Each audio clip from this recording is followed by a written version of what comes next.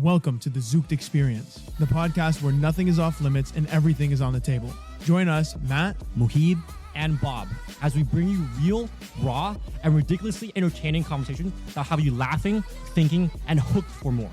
From wild stories to deep dives, hot takes to hilarious debates, this is the show where authenticity meets chaos. And it's all served up with a vibe you won't forget.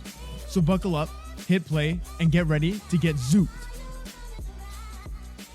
Folks, thank you for tuning back into another episode of the Zooked Experience. We got the third final piece of the trifecta here today again. Muhib in the studio, ladies and gentlemen. It's your boy Muhib, and I am ready to roll. Let's get it. It's a good episode today. I'm stoked to dive into it. I want to give Muhib the floor because he didn't make an appearance in the last episode. So I want to give him a little bit of the speaking room here. Break down our listeners today. What are we expecting for the conversation ahead, man? Today's going to be a fantastic conversation on how the world brings things together, the master planner of the universe, and how we've all actually come together as one. That was romantic, man. I like that. I get that a lot, bro. That was good. Honestly, yeah, we wanted to dive into, a lot of us are very spiritual. We all come from different modalities of religion and spirituality. So I think, and it's a conversation today that we're not going to just like end in a fist fight. It's going to be an actual, like, let me hear your thoughts. Let me hear your perspective of the story. But Muhib and I wanted to open the floor today with the conversation of like when we made the jump to move to Toronto and how that changed our lives. Before we met Bojan over there, he's looking Hi, so good. Mr. Shoot. We think a lot of the things in spiritually aligned are just like they just commenced from that moment. So Muhib, break down like from the dinner when we went to Spaghetti Factory or something like that, man. Let's get into it. Yeah, let's get right into it. So I was supposed to move out to Toronto. I had made my mind up and I was ready to roll. I was like, I need to get out of a small suburb and I need to go into a big city. I want to change the environment and unlock the next level of my life. I was supposed to do it with one of my close friends, and last minute there was a problem and it couldn't happen. So I was here about to put an offer for a lease on a unit, and I didn't have anybody to stay with. I was like, man, I could go alone. I would go alone. Do I want to? No, I'd rather bring somebody along the ride. So what I had planned was a dinner with my friend Matt over here. Yeah. And it was funny, man. We we're eating, and I'm telling you, man, like I was supposed to do this. I'm stressed out, blah, blah, blah. And you gave me a little bit of like, could I come? And I was like, yo, that would be amazing. And then right from then on, bro, we were locked in. Within 2 weeks, we found another place because we lost that first one that I had because my other buddy had to back out. And from there on, we kept doing new things, a whole different environment. And eventually we went to this networking series in Toronto, an event, and I see this sharp-looking Asian dude that I was extremely intimidated by. Yeah. And I'm just there and I'm like, I don't look dressed great enough. I don't know if I have the confidence. And I just went up to him. I was like, hi, Bojan. No. No, I remember that night specifically meeting Bobby, but even back to that first night when we were at Spaghetti Factory. It's a restaurant in Toronto. It's pretty good. If they want to sponsor us, it's a really good restaurant. But yeah, I remember at that we were just going out for a nice casual dinner, and then you dropped on the table. You're like, "Do you want to sign this lease tonight? We have to do it by 10 p.m." It was like 9 o'clock at that point. Like, you want me to sign as a 12-month lease like right now? And I was thinking about it, like, because that was a time where I go, I should just take action. I should just go with the flow, see what the universe brings me. I chickened out that night though. I didn't do it, right? Because we lost the lease, right? Yeah, well, you couldn't make a decision in 2 hours. That was crazy, yeah. Right? Like the spaghetti didn't even come to the table yet. I go, okay, just relax. But yeah, then we made the leap. We moved downtown. That was when we met Bojan at the networking event. He was pitching his business at the time. And I want to hear it from Bobby's perspective because that was when you met us for the first time. It was then Muhib and then myself. It was like some random networking event in like some bar. So yeah, what was it like for you when you were meeting us that night? Honestly, because I was in the business scene for a while. I think I was running a business for almost a year at that point, and I've been going to networking events. Like I bounce around different types of events, and this event that I went to, where I met these two beautiful people, sexy people. Thank you.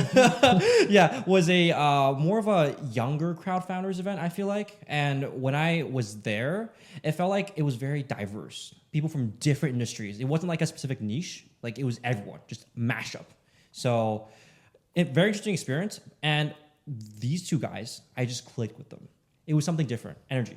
I just felt like it was different. Other people, they were cool. Don't get me wrong. There were a lot of smart people. a lot of rich people there, but these two stood out. Okay, but what was the difference? What made us stand out? Honestly, it was their. Okay, let me be honest, guys. It was your business ideas were vastly different from everyone else. No hate on other people there, but mostly were realtors, right? Let's be honest, guys. Mostly, you guys run like. I respect the hustle, okay? Realtors, amazing. Hey, job. it's funny. Me and Matt, every event we went to, we collected a business card from realtors and mortgage guys just because we were like, let's see how many we can actually bump into. I think we had like 30 by the end of like the quarter. It was crazy. Before the end, bro. It was crazy. But I respect them, hustlers. But these two, I remember when I first saw Matt, I was like, this guy looks very fashionable, very good looking guy. I mean, just look at him. Thank you, Amazing man. looking guy. Wow. Yeah, I was like, are you in fashion? He's like, no, I run a health and wellness. I'm like, what? That's so cool. Because everyone was like, realtor, yeah, software, realtor. He's like, health and wellness. I'm like, wow, tell me more, right? And then he was a very outspoken, very charismatic guy. I was attracted to Matt in a sense. Yo, just take me out for dinner already, bro. That's good. Honestly, it was like in a good way. Okay. Yeah. No homo. Hey, no homo. Yeah. And then I was like, so who'd you come with? Like what brought you here? He's like, Muhib, pointing over at this other good-looking, charming guy. I was like, wow. So what do you do? And this guy was like, yeah, email marketing. I run campaigns. A lot of big clients. I'm like, wow. How much? Because I ran a business that needed email marketing. I was like, how much do you charge for a campaign? Like, because this guy looked like a big shot, like big. Like, he had his everything together. Not Matt though. Just Muhib. It's fine. Matt. Hey, I don't want to. It's fine. Hey, you were up there, okay? We were just a little bit. Gotcha. Dog energy. But yeah, that point aside, right? I was like, hey, so I might need email campaign help. How much do you charge? And based on his appearance, this guy, I was like, hey, this guy seems like he has a big agency, big company. How much do you charge? I was like, $30K per month. And then tell him. I'll leave it to you. Tell him. Bro, I heard 30K come out of his mouth and I was just like, yeah. That exact phrase. Yeah, around there. We could charge that much. And in my head, I'm like, man, I charged my last client 3 racks. 10x, man. Well, I even remember Bobby after coming up to me because he knew I did websites on the side. He's like, how much you charge for a website? $50K? I was like, I didn't even know you could spend that much money on a contract at the time, man. Bobby's Asian money was just throwing it out left and right at that event. Yeah, we should have just signed them on the spot. I know, man. But honestly, yo, you were well dressed too. You were in a blue blazer and then gray pants and brown shoes. I was like, what are you remembering? He was wearing a black suit, and No then way. he had the white shirt with the Gucci snake on the Did you collar. know? It was a dark blue blazer with the Gucci snake. Yes, correct. So both of our vision. Yeah, is so you impaired. combine these two. See, combine them. Yeah. The picture forms. But that's crazy because that was just a random networking event that we just picked. Yeah. And that's when we met Nick, and I think Max was there at that event too. Yep. And that's the point of this episode too, is we're saying that everything is so aligned at that time because all those guys are still in our lives today. We're like tight. Traveled with them. We've done business with them. And anyways, that was the inception of when we met Bobby. And then how long was it until you reached out to Bobby again down the road? Because that was the last time we talked to him, was it not? Last time I talked to you, remember? And then I randomly hit you up on Christmas on LinkedIn. Super corporate formal talk. I'm like, hey, Bob, wishing you and your family a Merry Christmas, ! That's it. 6 months after that message, we still never talked until the summertime when Bob hit me up. And remember, you were like, hey, we might need some help with some campaigns. Like, let's have a chat. And of course, me rolling into Toronto, I was calling up Matt. I'm like, hey, yo, why don't we just go together? So we go to a coffee shop and I'm like, okay, I'm going to meet this big shot guy. So I get another table. I tell Matt, yo, you sit over there. The moment Bobby walks in, he notices Matt. And then he comes, sits down. He's like, oh, isn't that Matt? We met him at the event too. And ever since then, nothing was the same, eh? It was different because out of that event, the only two people that really caught my attention was these two. And then I just felt like they were the coolest people ever. Like, it was just a vibe. And conversation was just flowing. No effort. It just worked out. So I wanted to meet up with them. Email campaign, obviously. A lot of value add there. Yep. At that time, conveniently, my business was just signing up for New York Fashion Show, which was a very big milestone for us. And it just so happens that my guest list was still not entirely full. And there were 2 slots left. 2. Nothing more, nothing less. 2. You want to go? No, he's going to chime in, man. Yeah, no, It so feels like what I'm no. trying to say is we randomly moved to Toronto. We weren't even supposed to move to Toronto, remember? Yeah. Okay, that happened. After that, we ended up going to a networking event, which we would have never gone to if we never moved to Toronto, right? Random event. We went to this random event. We met with these crazy, really cool people that we were actually intimidated by. Fast forward a little bit more than that, now we become homeboys with a lot of these people that we're still in touch with today, and of course, you know, Bobby with us right now. So it's crazy how the world works. You really think that maybe after school you're not really gonna make any new friends or this or that. After school, I feel like I've made more meaningful friends than I ever had in my life. Way more. But that, to Bobby's point, when he invited us to Fashion Week with just 2 spots left, we just happened to be a pair at that time. That opened the world for me, man. Like, I never traveled like that. I barely went to New York like before. We traveled. We were making money at the same time because we were all working, doing our thing. That was such, I feel like for me personally, that was such a pivotal moment to show me like how much more in the world there is. Because we're from Brampton, Ontario. I'm going to say it on the podcast, okay? You're not allowed to say that. No, we're going to say it, You're not man. allowed to say it. Before, listen. So we're from this town. There's no growth there. Love all the people there. There's no growth. Then we moved to Toronto. And then when we moved in Toronto, bright-eyed and bushy-tailed, we go, oh my gosh, this is so grand. It's so big. Then we go to New York for Fashion Week. I go, buddy, we're playing in the kid pool over in Toronto. So like it kept leveling up, but to the point of spirituality and alignment and like things are written when they're written. I feel like we had to move to Toronto to meet Bobby, to go to New York, and then think about how many things have translated from New York. The first thing we ask is like, how do we come back? How do we keep coming back? Yeah. Right? Or how do we keep doing more? How do we keep making more? How do we keep making more meaningful relationships? What other coincidences are supposed to happen in our lives that we don't even know about yet? Maktub, bro. But that timing was insane. Like, I was literally, I think, a week from closing that guest list. And that's when I went out with you guys for that coffee.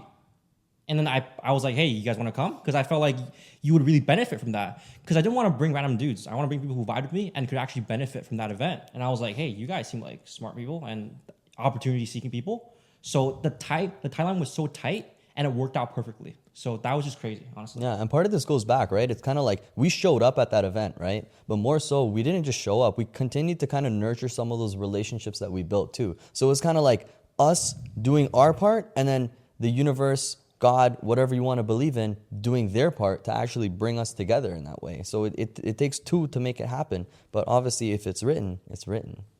And when it's written, it's written. I don't know if you remember this before we met you, bro. I think it was the second day we moved into our condo downtown. Me and Muhib were sitting on the Toronto Islands and we're looking over the city. We go, we need to start a closed invite only like entrepreneur group. I go, we need to be the co-founders. We need to really blow it out of proportion. We need to really make this thing a huge connection in Toronto. What ended up happening with all those people we ended up meeting? And when we got invited at Fashion Week, remember we were at Cabana that night because we did a BDE networking event there. And that's when Bobby invited us. Like, oh man, there's so many alignments with just in like, what was it, 3 months, not even 4 months? And that's why you tend to believe it. It's like, you know, no matter what you could have done, you were supposed to meet this guy or I was supposed to meet you. We were all supposed to come together. All of this was supposed to happen. Mm-hmm. Even if we tried to like push away from it, we would have been brought right to it. Mm-hmm. Mm-hmm. And that's even in your religion too. You guys say it in a different way. It's not manifestation. You don't term it as that, right? But you have the same philosophy, do you not? In a way. So you could say that like we don't believe in manifestation because I can't give power to the world. Everything comes from Allah, right? So what's written is qadr, and that's the ultimate will of Allah. And if Allah wills it, it will happen. And so in a way, you can say that it was written for us three to meet, for us to go to Fashion Week, for us to create and build and do all the things that we did.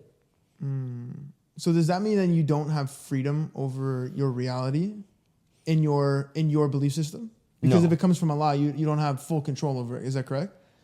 In a way. So, I mean, obviously we have free will. Like I can like go around outside in the snow if I really wanted to right now, Yeah. right? I could do whatever I want to do. I can go buy a car tomorrow morning, right? But what you have is you have these things that are written because Allah knows what you're going to do, right? Allah knows what to put in your life. Allah knows what you want and what you need. And so with that, you've been given a life. You've been given all of the blessings and all of the things that you have and even challenges. It doesn't always have to be great stuff. There's going to be challenges and problems you face. But all of these things are put there to help you become a better person. And you might not understand that it's for you to become a better person in that moment because only Allah knows best, right? Allah knows that, okay, if I put you through this now, 10 years later, when you really need, these lessons in your life, you're going to have them and you're going to be in a much better place. You don't know that. Yeah. But only Allah knows that. Is that where whoever perseveres through the drought? Well, what's the term? Oh, Bobby, you know this one. You must persevere through the drought to be worthy of the sweetness of success. And is that where the concept of like what is meant for you will come to you? Allah will provide for you with what is written. Is that like the same kind of thing? Yeah, because I mean, like, part of it is like, you're going to have to work for things, right? Like, you know how this life works. You're going to have to work hard. And there's a saying, and don't quote me, but it's like, tie your camel and then leave it to Allah to protect your camel so nobody takes it or it runs away, whatever, XYZ, okay? You have to do your part. You have to work hard. You have to put the reps in. You have to go through the challenges. You have to get through the hurdles. And once you put all your effort into it, you know that, okay, like if I'm working towards it and if it's supposed to happen for me, Allah will let it come to me as well, right? Allah is going to make it easy for me. It's either it becomes harder for you and it doesn't happen, or it becomes easier for you and it does happen. There's only two options. Mm-hmm. Mm-hmm. That's why I like your religion, because he's Muslim, for just context for everybody. It's a co-creative process. Like, I'm very spiritual in and of myself. Like, I don't define myself by one modality or one ideology, but my spiritual belief is like in manifestation, you work to a certain point, and then the universe, or Allah in your case, will provide you the other 50% of that desired manifestation. So I'll give you an example, like for business and entrepreneurship, like I want success, I want money, I want clients, I want this and that. It's like, okay, do you have your offer? Do you have your processes? Do you have your product? No? Okay, well, that 50%, that co-creative manifestation process is not fully there. You know what I'm saying? Does that like kind of resonate with you, or like not so much? No, I kind of get what you mean, right? But then again, it's just like, how come I have to work to a certain extent and then I just have to wait for it to come? It's almost like a little sense of detachment, because you're giving it to the universe. You're giving it to Allah, a higher power. So let me tell you something then. Is it manifestation, or are you saying I did my part and now I leave it to Allah, and you have complete and ultimate faith in Allah to bring you something? Because that is an Islamic belief. The Islamic belief is, no matter how crazy you think something is, no matter how delusional you are to believe that you can have something, you ask Allah for it, because Allah is the most compassionate, the most merciful. He'll give you anything and everything in this world, whatever. Allah can will for the sun to come up and come down. He can give you something that you want in your life. And so that's a belief. So in an essence, is it manifestation, or is it realistically higher power? I think it's kind of the same thing. Like the way I'm defining manifestation is the same way you're defining Allah bringing something to you. What are your thoughts? I want a third party chiming in here. I'm just analyzing, because it's a very complex topic that we're talking about, and I feel like this is my question to you, actually, because I was overhearing this. Yeah. And my question is, if there's a higher power, right? And let's say you as a person, you have this thought that you manifest over. That thought, not everyone has. Let's say you're born, you're like, hey, I know I'll become a, let's say, entrepreneur, and I'll have a net worth of 10 million, definitely guaranteed in my life, in this industry.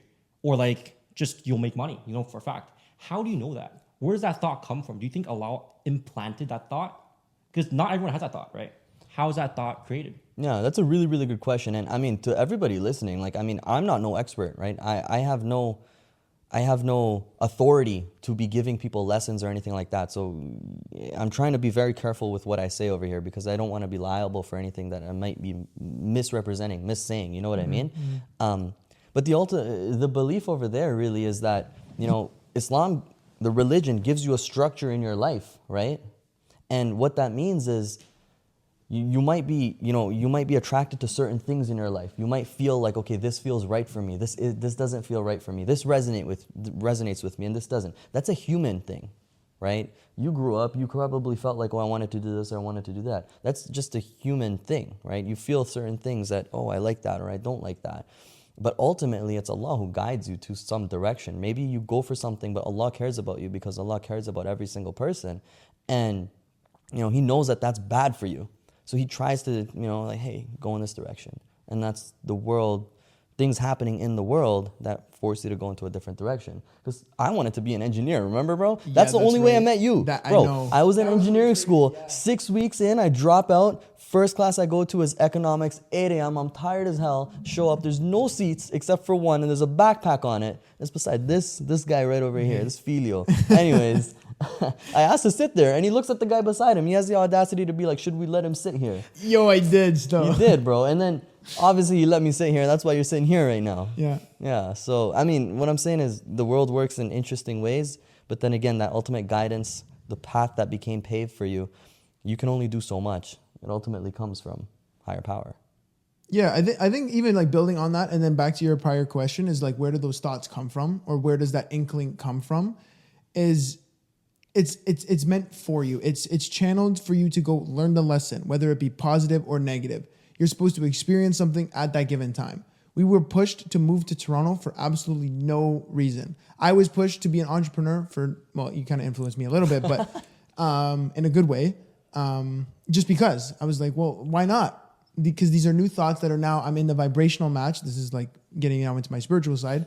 You're in a vibrational match to go experience that certain thing or attract or go through that certain lesson, positive or negative. And then whether it's difficult or not, you have soul growth. You have, personal growth, if you want to call it.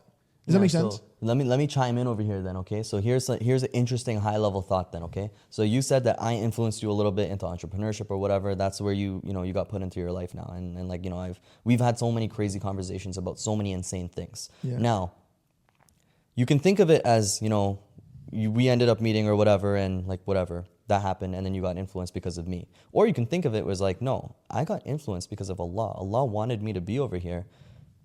He put Muhib into my life and he brought us here for him to be able to influence me, right? So it ultimately always leads back to Allah. Where is it going to ultimately lead to? It can't ultimately lead to the world, or unless you're giving the world the power, or like energy, or like some sort of source. Thing. Source. Yeah, and that's just my belief, right? It leads to the source, and what's the source? Allah. Yeah. No, I agree, man. I agree. It goes back to the thing of maktab too, right? It's written. That's what it roughly translates to, is it not? I think maktab means it's written. It comes from, I think, the root word kitab, which means book in Arabic. Literally, it's written, transcribed. Like, something like that. I'm not no like Arabic speaking person, unfortunately. I am. Okay, so let's say you have these thoughts, right? And that means you somehow were destined to achieve these goals. But the achievement comes not only through the thoughts, but through execution and putting yourself out there, putting the hard work. So let's say I have thoughts of becoming a certain level of success in my life. Yeah. Okay. I'm like, I have a feeling that I know I'll achieve this, right? But you can't just do nothing, because you're saying that it's destined to you, but you need to put in the work for that to align. So the work comes in hand with that blessing, destiny that you're given, correct? Yeah, exactly. Because you're going to have to work towards it. Like, you can't just sit at home and it's going to rain money outside, right? You're just going to open up your bank account app and there's $20 million in there. That obviously doesn't happen to anybody, right? You have to work for it. You have to find and you have to seek your blessings in life, right? That's part of it. Like Islam teaches you, you have to go out there. You have to go look for food. You have to go do this. You have to go do that, right? Rizq is the Islamic word for a lot of the blessings you have in your life. You have money in the bank, you have a job, you have family, you have friends, you have a roof over your head, you have food on the table. This is almost a term that gets, under an umbrella for rizq, all of those things, right? And your rizq is written by Allah.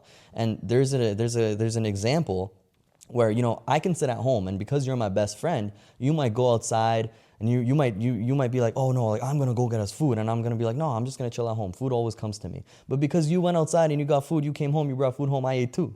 Mm-hmm. Right? So I got food. I didn't do anything. I got food, right? I was supposed to eat. I got my food. But what that means is, even if I went out, I would have gotten my food.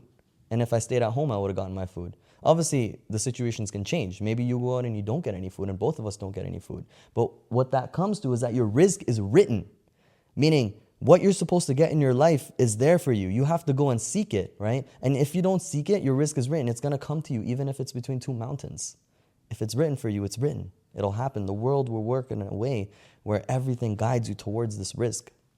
Is that kind of then synonymous with, excuse me for butchering this, istikhara? Because if you're a vibrational match for something, or you're putting yourself in the area where you're going to manifest something, Allah will give you something. There's no resistance there. Like the same way you knew your friend was going to go out and get you food, there's zero friction there. But if you don't have, or if you don't have istikhara, that means that there's friction. And if you do have istikhara, there is no friction. No, not necessarily. So istikhara is performing a type of prayer in a way, right? Where you ask Allah, because Allah is the all-knowing, Allah is the creator, Allah is the writer of your qadr, your destiny, for guidance. Because sometimes you come across a decision and you don't really know what's right for you or what's wrong for you, right? Like a lot of times you're in the dilemma. It's like, shoot, I got 2 job offers. Which one should I go for? Like they both seem good on paper. What is actually going to be better for me? I don't know. I'm in the present, but Allah is all-knowing in terms of the timeline. Allah knows the future, right? Like you might have 2 business opportunities. You might have 2 whatever. There's always so many things that come up in life. So istikhara is a way to connect with Allah. And it literally says, you know, like part of the translation is, if it's good for me, make it easy for me. And if it's bad for me, make it harder for me, right? So in a way, that translates into you feeling more inclined towards something and not inclined towards the other thing, right? It's not, you're not going to wake up and like see a green light on something or a green flag on something, but you start to feel this guidance, you know what I mean? And sometimes it happens over time. Sometimes you do istikhara once and you feel it. Allah knows best. And again, I'm not like some scholar who knows all the intricate details, but that's my experience with it. See, I like that because in my spiritual belief, it's not called istikhara for me personally, but to your point of getting a sign or whatever, or asking for like the right path, or showing me with friction or showing me with ease, right? Sometimes I've asked for very specific signs from my belief, universe, energy, source, whatever you want to call it, synonymous with Allah, that belief system. I go, I want to go down this path, show me if it's like the right path for me. I will ask for something so specific, man. Like I will ask for like a turtle riding a bicycle. Show me that. I'm not even joking, like some weirdly specific things. And sometimes I will get it. And there was one time I remember I was trying to see this girl at the time. I didn't know if it was beneficial for me or not, like kind of up in the air. So to Istihara's point, like show me if there's friction, should I go? Show me if it's really good for me, like make it easy. I was like, show me the sign of a turtle. It was like wintertime in Canada. Turtles don't exist. So that's why I pick a sign where like I have to know it's from the universe. But I said, make it so explicit that I cannot miss the sign. Yeah. Because like somebody just might send me a turtle emoji. I'm like, is it really the sign? Yeah. So anyways, I remember I was working at Lionhead at the time. It was a kitchen. And I'm sitting in the back room and my buddy Brad at the time comes up to me in the back. He goes, look at this turtle I drew. I was like, we work in a kitchen, man. Like, why are you drawing a turtle? And he wouldn't let the turtle go. He's like, my turtle's nice, right? Like, do you like my turtle? Like, look how much I shaded it. And he kept going on and on and on. I go, okay, I hear the sign. I got it, right? So that's what I like to say is if you want guidance, if you want something very specific to know, like that's the way in which I ask for it. Yeah, no, I get exactly what you mean. I want Bobby to weigh in here. Was that just a coincidence? I don't feel like it is, because I believe in a higher up as well. And I feel like that was your path written out. And that was the guidance. That was meant to happen. So, yeah. I have a Chinese background, right? And all Chinese people believe in Buddhism. So we have different gods for different things. I'm sure the audience know. We have a god for virtually everything. And the very popular god amongst Chinese people, the god of money, Cai Shen Ye. And that's the god we pray for. That's the god most people pray for because everyone in China wants money. Mm-hmm. So, but similar to what you were saying, we have a similar procedure in Buddhism as well. If I go to a temple, let's say I desire something. Okay? So I would burn a specific type of incense, and to that god, that would bring me that kind of result. Let's say, for example, I want more money. Not realistically, but let's say, example, hypothetically. Okay, so I want more money, right? I would go to a temple, I would buy that incense, and then I would go to the Cai Shen Ye, the god of money, and I would list out a very specific request that I want to achieve. How specific? Like, I could say like, oh, I want this business and this industry to achieve this kind of revenue by this time. Very specific. Wow. But there's always an offering. So after you present your desires, you have to say, in exchange, if I hit that target, I will donate how much to the temple. But it's location specific. So let's say I go to the Shanghai temple and I make that prayer. And 2 years later, it happens. I have to fly back to the Shanghai temple and donate that. So sealing that entire wish. Sealing it? Issue is, if I don't seal that wish, hell will be rain on me. Hell. Define hell. So like, let's say my goal was to achieve this kind of wealth in this year. I hate always using wealth as an example, but it's simple. Wealth, okay? It's more quantifiable. And at that year, I achieve it, and I'm like, screw the Buddha. No, I'm not going back. I'm staying in Toronto. Screw Shanghai. I'm too lazy. So I ignore it completely. I'm in my comfort zone. At that point, that turning point, that deadline mark, if I don't go back and donate, everything goes downhill. Your business starts to fail operationally, sales start to lose, everything starts to fall apart. And it's guaranteed to happen. So it's super interesting because the way he posed it is almost like, like their belief is that, you got something and now you have to give back. You have to kind of give back to charity, give back to, whatever the belief the is God over that there. supported you to achieve your goals. Yeah, it's a super interesting belief over there. It's gratitude. Yeah. And you name the amount you give back. So You let's name say, it. It's like a deal. yeah, exactly. Well, you make a deal essentially with God. But there's punishment if you don't fulfill that, if you're not honest with that deal. If you Okay. don't uphold your deal. So it can be like, if my business achieves this revenue in this year, then I will give this temple 100K in donations, for example. That's what you have to do. That's how it works for us. Okay, so let me ask you then. Like, let's say somebody wants that. Let's say you want $1 million. You make a deal. What was the god's name? Tai Shen Ye. So it's called the God of money. The god of money. Yeah. I'm gonna butcher it. I can't. Yes. Okay. So the god of money. Let's say they want $1 million. Okay. They make the deal. Everything great. Affairs in order. And they say I want it by this date. It does not happen. Let's say it does not happen. What do you guys think about that? Like, why did it not happen? So that comes back to the effort you put in your life and the actions you're taking. Because as my friend Muhib was saying, God can only provide you guidance. So it presents the opportunities, but you have to be out there to accept the opportunities. That's a very big part because let's say back to business, because it's a very simple example. I want my company to achieve this kind of sales in this timeline, right? In this industry. Done. Prayer, donation, everything, done. Ready? At the start. And then I leave and go on my life. The next few years that my timeline is set out for, I need to be actively pursuing opportunities in this industry and growing my business actively. And I will come to realize that there are more opportunities that present themselves compared to previously if I did not make that prayer and wish to God. But if I stay home every single day and do nothing, obviously nothing's going to happen. And it's not God's fault. It's your fault. Here's the other thing. Here's a commonality over here, right? So we all put our mind to it saying, okay, like I do want this, X, Y, Z. You have some goals in mind. You have some visions, right? Like I feel like I'm inclined towards this. I want to do that, this business, that business, whatever, right? If you work hard and you go out there, you're seeking, right? You went to seek that, blessing, whatever it is, whatever you want to call it, wealth, income, family. Maybe you went to find the girl. You found the girl, right? Whatever that looks like. So you had to go and seek, right? And that's the common thing over here where like you do have to work hard for whatever you have in your life, right? And you always have to work hard.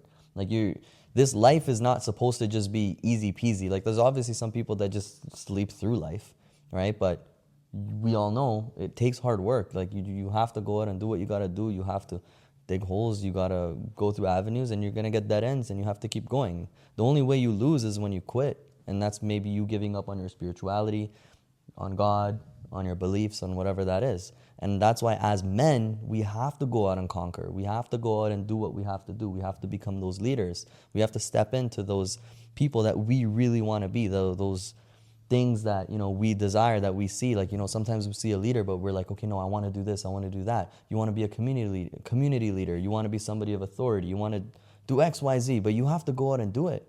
And that's what I really like about all of our beliefs over here, because we have that commonality. Nobody's just like, oh yeah, but that's such a big goal, like I don't want to do it. But that's just because of the like-mindedness that we have as well. Yeah, and building on top of that, I feel like a very important part in our modern society, people are like, oh, I'm not unlucky. I'm unlucky. Like, oh, I'm so unlucky. Like, oh, you're more lucky than me. It's unfair. I feel like luck is very relative to how you take action in life. Because let's say everyone's luck is equal. It starts at that same baseline. I can increase my luck more by putting myself out there, exposing myself to more opportunities, increasing my luck. Luck may be the same for everyone, but you can increase. People work hard to increase their luck. Let's say finding a job. Very simple. Finding a job. You're like, 4 guys, all unemployed, all looking for a job. And they're like, I'm applying, but I'm so unlucky. I can't find a job. But out of the 4 people, 1 person actively goes to campus recruitment, actively goes to coffee chats. He's increasing his luck. in that sense. He may have been less lucky than the other guys, but by taking action, he's increasing his luck. So in exchange, he will receive more success. While the other guys, even though they might have been more lucky initially, they just waste their time. It's like the tortoise and the hare race. Yeah, 1,000%. And then to add to that, right, it's like, is it just the fact that, you know, you were lucky? But no, it's not that you were necessarily lucky, right? You actually worked towards it, right? And you see that Allah sees you working towards something. Okay, I want to give this to that person. But here's the contrary. Let's say you do work towards something and then you don't get it. A lot of people take that, oh man, my life sucks. I'm unlucky. I'm XYZ. But Allah knows best. Or God knows best, whatever you want to say. Maybe you're not supposed to get it at that time, because if you got the job at that time, you would have had an insane amount of stress. You wouldn't be able to take care of your kids. You would have had problems at home, XYZ. Maybe that's why you were delayed that thing. Maybe you were supposed to learn another lesson in that. And that's why where the thinking comes in is, whatever challenges I'm given in life, I have the ultimate faith in Allah that they're for the better of me and they're for the sake of Allah, or that's what I'm doing over here. This is just a temporary place that I'm in, right? And that's where the positivity comes in, where like you're come across a burden, let's say in business, you're tanking hundreds of thousands. Maybe there's a major issue, but maybe it's really just for the best of you and you just don't realize it yet. Like we always talk about it, bro. When we're like, man, like, you know, before when numbers weren't working out, we're like, man, I want to make more. I need to make more. I need to do this. And we're like, when is it going to come? It's not coming. But maybe if we were given all that wealth and income at such a young age, we would have blown it on the wrong things. Maybe we would have done wrong things with it. Maybe we would have hurt people with it. Maybe, I don't know, who knows, right? But that's why it's delayed for a reason. There's ultimate timing. And that's why you have to have faith in the timing and in all of those things. And one thing I feel like all three of us share all the time is whatever happens, meant to happen. Yeah. No matter how low your points are, it's like, oh, I look at it, I learn a lot from this, right? You take a step back, objectively speaking, it's meant to happen. Yeah. And the reason it happens is because it taught me a lesson. No matter what it is, you learn from it. And because of that incident and that downfall, you learn the knowledge to bring you higher. And that's what we all share. I love that. Like, yeah, that's the thing, because you elevate each other, right? So it's just like sometimes I've had lessons, you're talking about business, like, wait, okay, I actually faced that problem. We could kind of mitigate that this way. And so now it goes from this conversation about just having this massive goal or whatnot to going through lessons and trials and tribulations together. And now it goes back to the BDE conversation where now we created a group, we met these people, and now we get to rise together. We get to figure things out together, right? And so now, realistically, we've been given the blessing of each other. So now we're here together. We can pool our resources. We can pool our knowledge. We know all the nonsense we faced and all the trials that we went through. We're like, okay, Bobby's like, no, this is the easier route. Matt's like, hey, I have a connection for you. Boom, bada, boom. We're there quicker. So these are actually just the blessings, and we worked hard towards it, and it came from up above. Yeah, well, I'm going to chime in on all that. Like the fact that you said rise together. In my belief too is like everything is energy, right? People can now quantifiably measure energy and vibration of all the stuff going on around the universe, okay? When you're hanging around people who are low vibe, right? People who are having a hard time buying a job or finding a job, all four of you continually complaining about that, it's a very low vibration. You can feel that when you go in to meet people, right? You can walk into a room and say, you guys are just down bad. Holy jeez. What are you thinking about? Yeah, like just, okay, so that's the point too, because when we got out of Brampton, we removed ourselves from the low vibration of all the energies in Brampton. And then we moved to meet people who are on the same wavelength, literally a wavelength, where you have the same thoughts, the same belief systems, the same drive, the same energy, the same positivity, optimism, all that great stuff. And then what happens when you put all that together is all this high vibe gets elevated even more. So that's why you move faster. That's why you experience things faster. That's why you find more successes faster. And I also think that's why a lot of the things that you want in life, whether you're asking Allah, Buddha, the universe, whatever it is, if it's not given to you yet, sometimes you're not a vibrational match for it yet. So at the time when we were in Brampton, you were working on Magnetic. I was selling freaking one program for Revive at the time. We have no idea what entrepreneurship really means. We're not in the vibration of money. We're not in the vibration of connection, sales, all that good stuff. But once we moved to Toronto and we met people who are in that same energy, what are we always talking about now? We're only going to events that people are on the same wavelength. It's been a long time since I've met somebody who is low vibe, negative, pessimistic. It's all people who are vibing. They're on their path. They're doing their thing. And they're just really taking action toward that better pursuit because they're vibing high. You guys have that belief, or does that make sense? Or am I just talking jargon right now? No, it completely makes sense, right? I mean, I don't give power to the vibrational frequency. That's just the difference in our belief, right? Where like for me, it's like, okay, there might be that delayed gratification because I know, or Allah knows best. Allah knows that, okay, he's not ready for it. He needs this right now. He doesn't need this right now. This is maybe just not meant for me right now.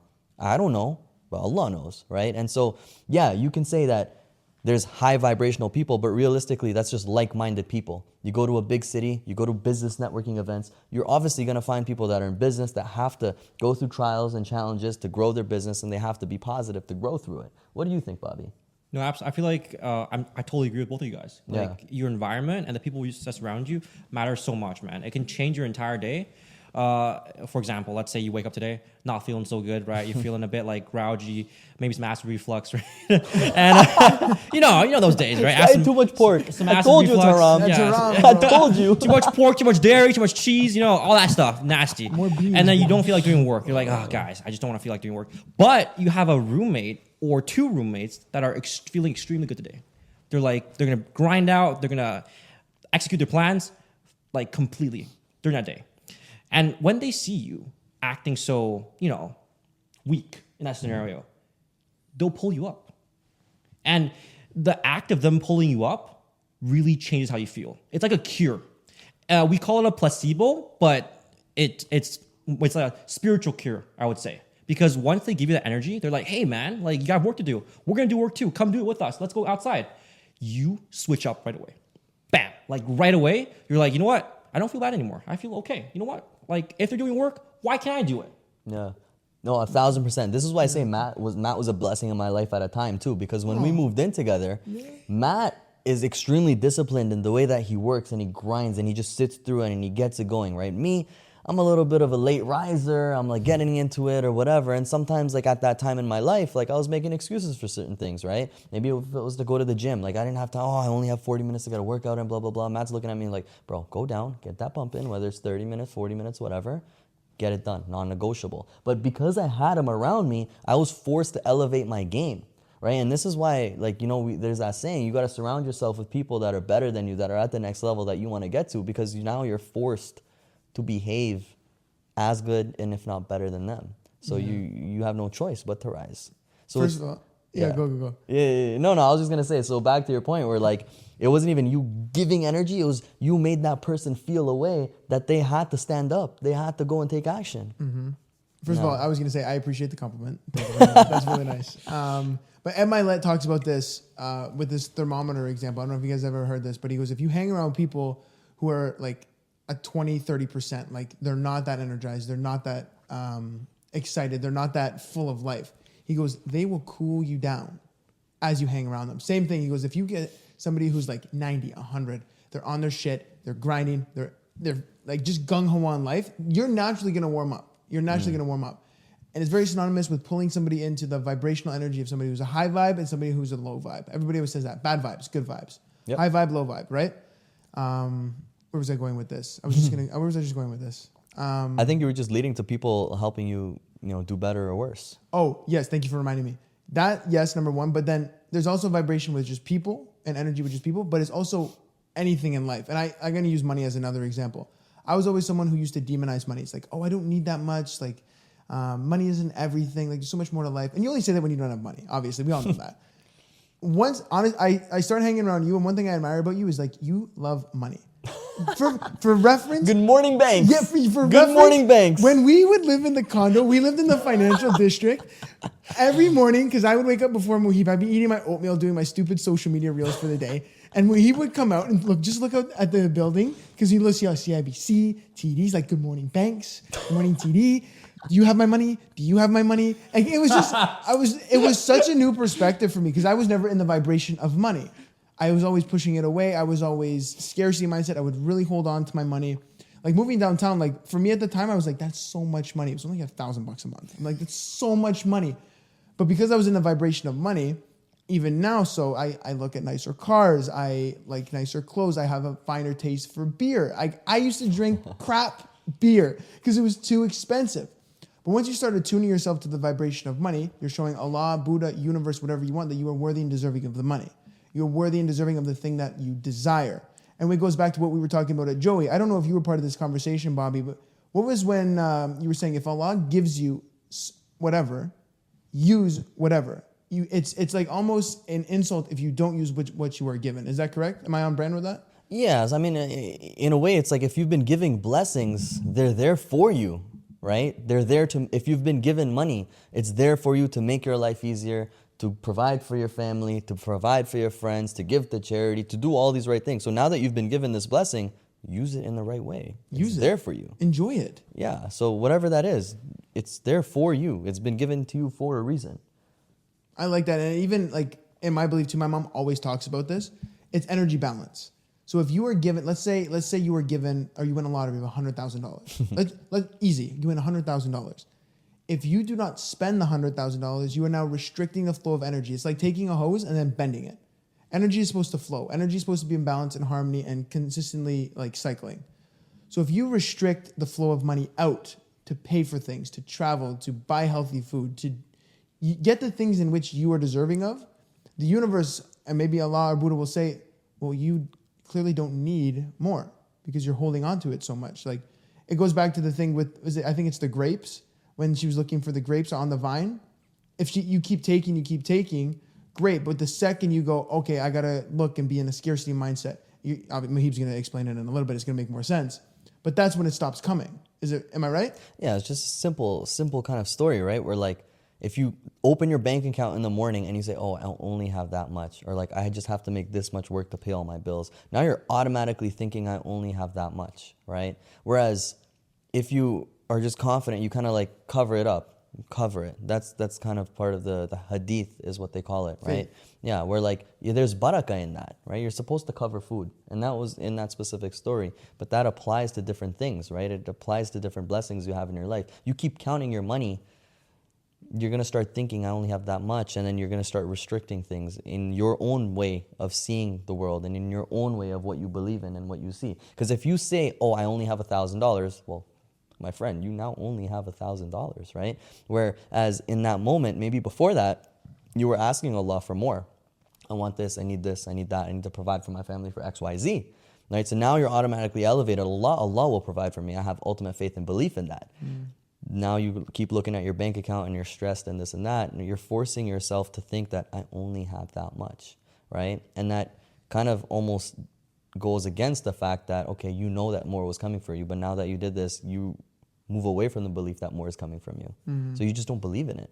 Now, right? correct me if I'm wrong. Yeah. I feel like in terms of that example you provided, looking at your bank account, it's also a big impact on energy. Because I feel like as human beings, our energy is like fixed every single day. You're given this much, right?